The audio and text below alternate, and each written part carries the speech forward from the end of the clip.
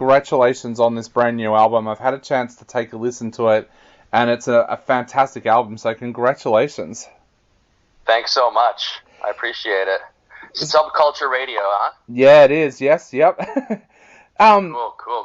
I was going to say, the first single, No Easy Way Out, we've been playing that and people have fallen in love with it straight away. Is that always something that helps settle the nerves when you've got an album coming out, when a single comes out and it does so well?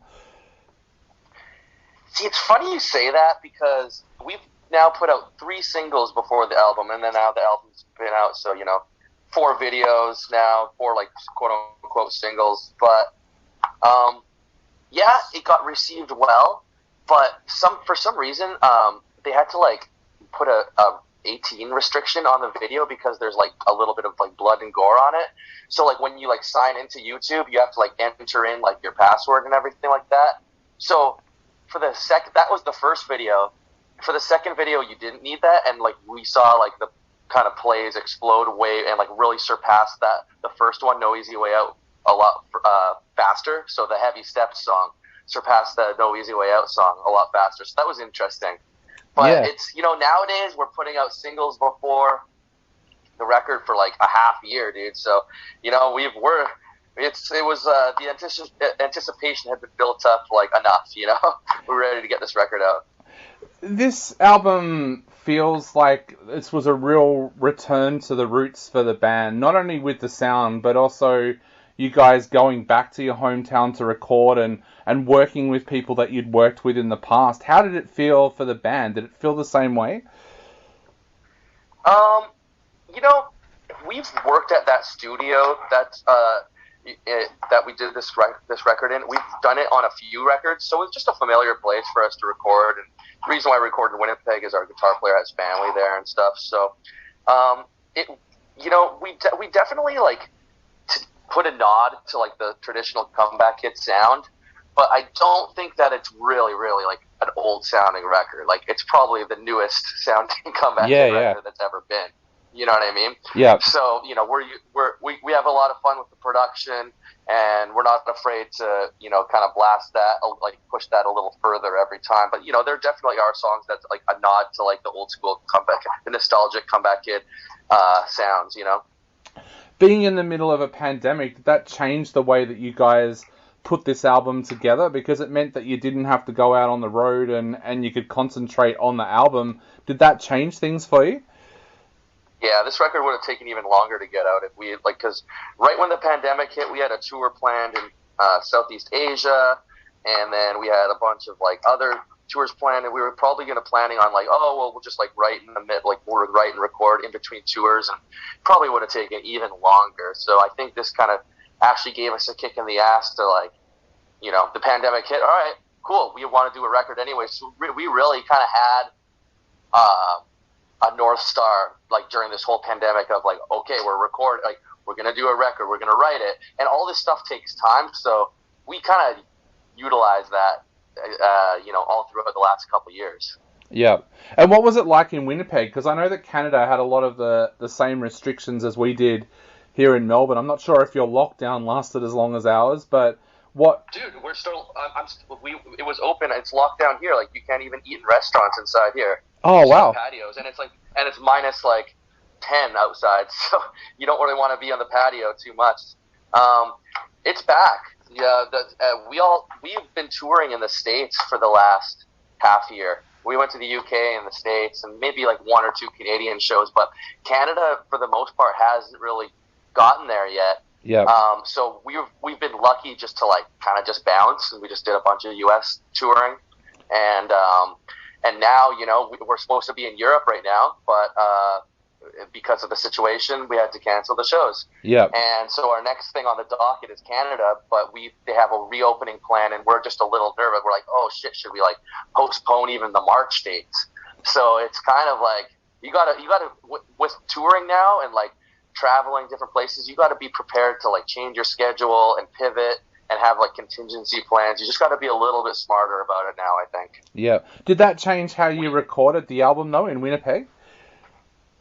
No. We just like with the recording, we sent songs to each other, and I think it's just being this day and age, like that's kind of what bands do a lot more these days.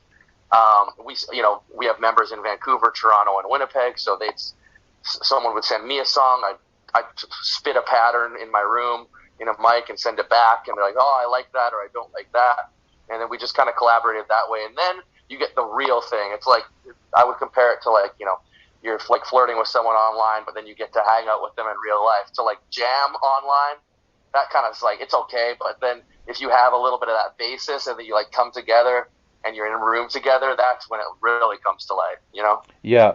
And during the songwriting process, did you find that there was different things that were influencing you this time because of the world that we're in? No, I just thought I was just trying to make fun, catchy, sometimes bouncy, hard-ass songs, Yeah. Really. Yeah. I was really aware of even with COVID and just even like the Trump era. I think all throughout certain like periods of that comeback kid has been abandoned, and like certain periods, I'm really aware of like time stamping songs. So I'm never really like trying to like talk about COVID or talk about like certain issues that would like really time stamp it. I try to stay away from that mostly. I said in my review of the album that this is an album that we feel like we need at the moment. We're going through a really weird patch of the pandemic here in Australia at the moment where shopping malls are open, restaurants are open, but you still can't go and see a live show, but you can go and sit with 17,000 people and watch a cricket match. It's a really, really weird time, and a lot of people are starting to realize that they need hope. And I think albums like this that don't touch on the things that we're going through at the moment actually have more of an impact on their listeners. Was that something that you were really aware of, that this album is something that can provide hope for people going through a tough time? Potentially, I would love to hear that. But I do think this record is different than a lot of music that's coming out right now. Comeback Kid is a hardcore, punk-influenced hardcore band, but we're not trying to like get too out there, spacey, indie rock. Like, we're not trying to like follow really many trends. We're just kind of coming in balls to the walls, energetic, good times, and kind of like it's a community atmosphere. It's sometimes party atmosphere, sometimes like hard atmosphere, but I feel like we're more so, I think it's different than a lot of stuff that's coming out right now. That's all, the attitude of it, I feel, is just different, and you can hear the desperation in it, really, so. Definitely. Now, you were talked about producing before. You had John Paul Peters on board, who worked on your debut album as well. Tell us a little bit about working with John. What's he like to work with, and what do you feel he brings to your music? Well, he's someone that we can just really trust. He's very, very musically, has a great ear.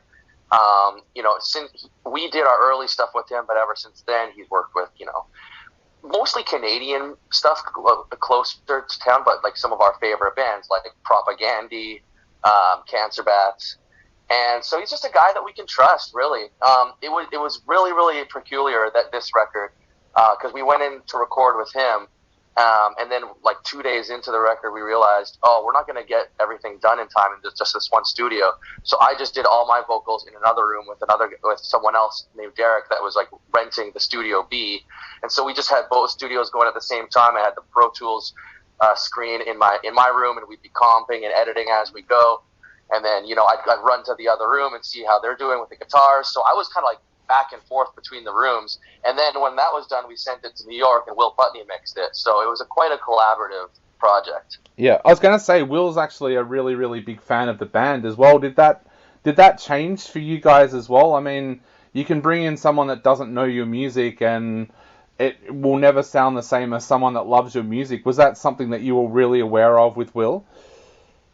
That's something that I actually talk about quite often, is I usually prefer, if there's someone that we're going to work with, I'd rather it be someone who like fucks with us or like is a fan of the band in some way, whether that's with like artwork or,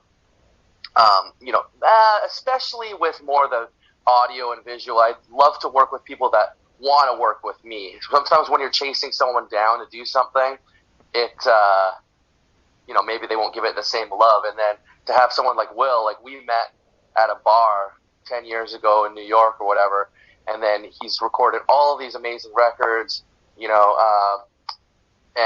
he won a Grammy like last year for, I think, the Body Count record. All my friends in like Terror went to go record there, and he said, my friend in that band said, oh, he has like a broadcasting or like comeback kid thing on his wall. So I'm like, okay, this guy really is into it.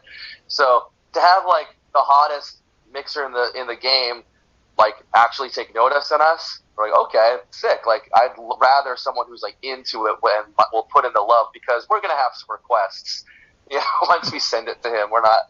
So it's good to have someone that's like eager to make it the best it can be, Yeah, definitely. And you also had Joe from Gojira come in as well, as a guest. What was that like working with him, and how did that come about? That was sheer just like happy accident. Our guitar player Stu knows their day-to-day, like Gojira's day-to-day guy, and he just like emailed him and asked him. We had a song that had a kind of like more metal, like I wanted like an Overlord type, like heavy, long scream that maybe I wouldn't want to pull off. I wanted this character in this song, and so we were talking about guys that played in like heavier bands, like more metal type stuff, or some friends, and then his name came up, and we're just like, let's see what happens, and he was down. So It was sick. Well, the result is absolutely amazing. And so what's the plans now for you guys? I know you're right in the middle of a snowstorm at the moment, but what are the plans for the band? Are you hoping to get out there and do some more shows with the album out now as well? Absolutely. It's killing me right now that I'm home right now, because we're supposed to be out in Europe at this very moment. Had to get canceled because of COVID, but next on the docket is March and April in Canada, and then we're out in the States in May, June, and then we're in Europe for the festivals in the summer. And it's looking like it's going to be a fun-filled year as long as they let us do it. So awesome, and hopefully we can. Australia is definitely on the list, but I mean, I'm following what's going on. We'll try to get there. I mean, fantasy is to get there like a year from now, so January 23, but we'll see. Awesome. Well, our COVID numbers are going down every day, so that's we're all waiting with bated breath to see where that goes at the moment. But it would be great to have you guys back in Australia. And I guess to finish up, what would you like to say to all of your Aussie fans out there before they sit down and take a listen to this album? Well, we love Australia. We have tons and tons of friends and connections and family in Australia. Shout out to the Crowbar in Sydney and in Brisbane. I don't know if the Brisbane one exists anymore. Shout out Speed, the best new band in Australia. We have a song called Everything Relates on the record, and that goes out to SK, who passed away this last year. He's from Melbourne and used to play in a band called These Nuts. Yeah. And when he passed, we were actually working on that song, and I was able to incorporate a riff from the opening from the Binge and Purgatory These Nuts record, and I put it on the chorus of that song, Everything Relates. And so that song goes out to him. I love you guys, and I hope to get back there. Hopefully we can play like Unified Fest or something. We'll see. Definitely, that would be fantastic. Well, mate, thank you so much for taking the time to chat to us today. It's been an absolute privilege chatting to you, and thank you so much for 20 years of magical music as well.